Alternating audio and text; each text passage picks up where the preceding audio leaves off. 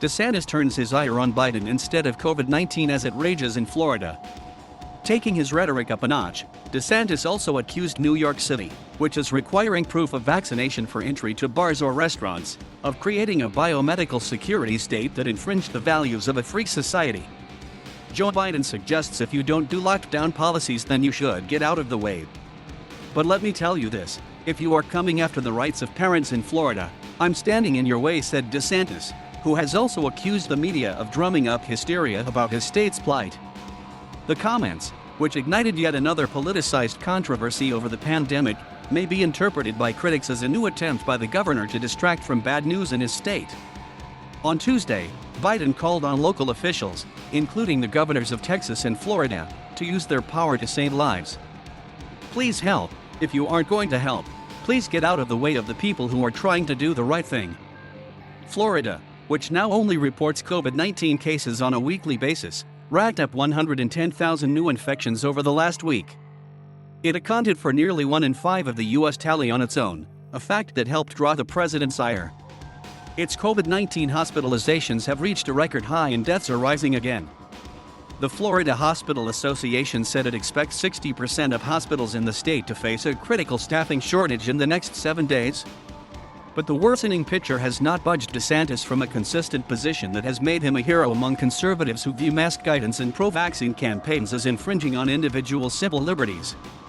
By choosing to stress the rights of parents over schools that want to impose mask requirements, and by signing an executive order to outlaw vaccine passports, DeSantis has made decisions through a political prism that downplays guidance by public health experts in the science of epidemiology. He has, for instance, denounced fascism and Islam at the federal government's top infectious diseases expert, Dr. Anthony Fauci.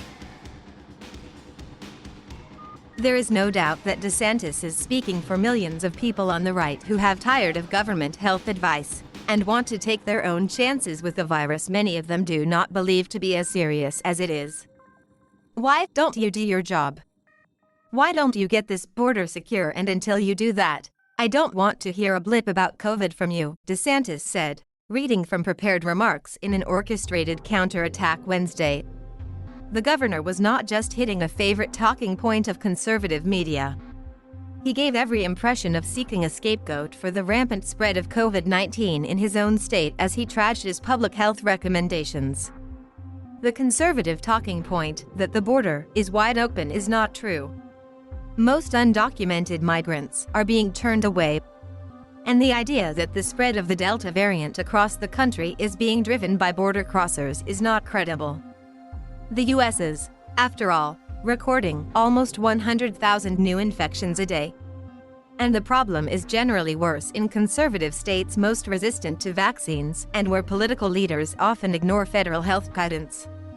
School superintendent in plea to DeSantis. The DeSantis policies threaten to trigger chaos as kids go back to school in Florida. Several school districts are considering defying the governor, even at the risk of losing funding. One school superintendent, Leon County's Rocky Hanna, wrote to DeSantis, pleading for a temporary mask requirement. He said that he supported a previous decision by the governor to let parents decide on masks, but that the highly infectious Delta variant had changed the situation. I'm asking you to allow us the flexibility and the autonomy to make the decisions for our schools that best fit our local data and information in Leon County, Hanna wrote. It is the challenge of every leader to not allow pride or politics cloud our better judgment, and to be guided by community input, science, and experts in the field, Hanna wrote. One Republican leader who has allowed worsening circumstances to change his mind is Arkansas Gov. Asa Hutchinson, who said on Tuesday he regrets signing a state law banning mask mandates earlier this year. But unlike DeSantis, Hutchinson has the luxury of a political career that is winding down, since he is term limited and cannot run for re-election. A political future on the line. To make good on pre-game talk of being a top-tier GOP primary contender, DeSantis must first secure his re-election next year, one reason why his strategy on the virus is risky.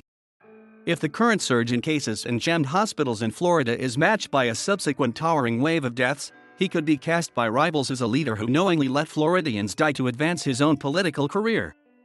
In 2018, DeSantis only beat Democratic opponent Andrew Gillum by just over 32,400 votes, so winning a second term in Tallahassee is by no means certain, and small shifts in support could define the race.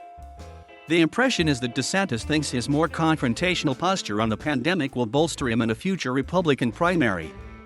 "We've got Republican governors across this country pretending they didn't shut down their states, that they didn't close their regions, that they didn't mandate masks," Noem said at a conservative political action conference event in Dallas last month.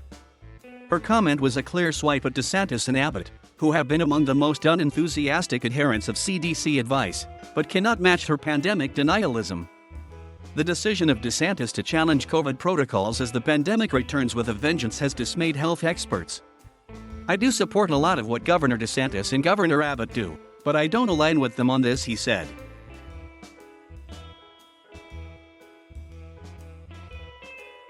Thank you for watching. Please subscribe